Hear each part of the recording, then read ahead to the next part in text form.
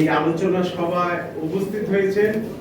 এই জন্য আমি আমাদের দলের পক্ষ থেকে আপনাদেরকে অভিনন্দন জানাচ্ছি, কৃতজ্ঞতা জানাচ্ছি। এবং আমি শুধু এই একটি কথাই বলবো, এই ফারাক্কা লং মার্চের চুক্তি আগামী বছর ফেব্রুয়ারিতে শেষ হয়ে যাবে। কাজেই এই চুক্তি আমরা কূটনৈতিকভাবে শান্তির মধ্য দিয়ে কিভাবে চুক্তি আমরা আবার পুনরায়, এটা আমাদের ন্যায্য হিস্সা।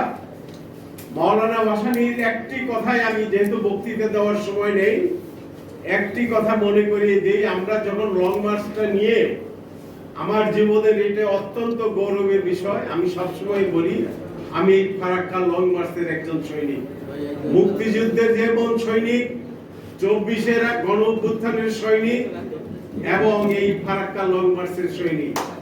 আমরা যখন মিছিলটি নিয়ে সেই মহানন্দা নদীর উপর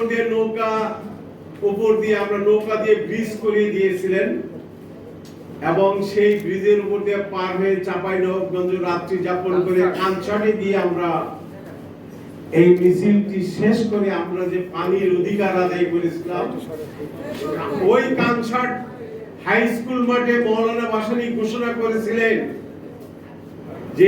যে পানি পশু পাখি খায়, মানুষে খায়, কীট পতঙ্গ খায়, সেই পানির অধিকার তোমরা আমাদের কাছ থেকে নিয়ে নিয়েছো, এটা নিয়ে ছিনিমিনি খেলছো। কাজেই আজকের ওই মাওলানা ভাসানীর সেই বক্তৃতার অনুসরণে আমি বলবো ভারত সরকারকে আগামী বছর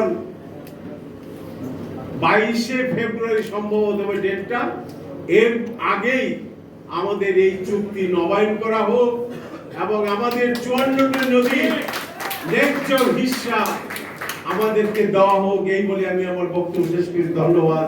আসসালামু আলাইকুম।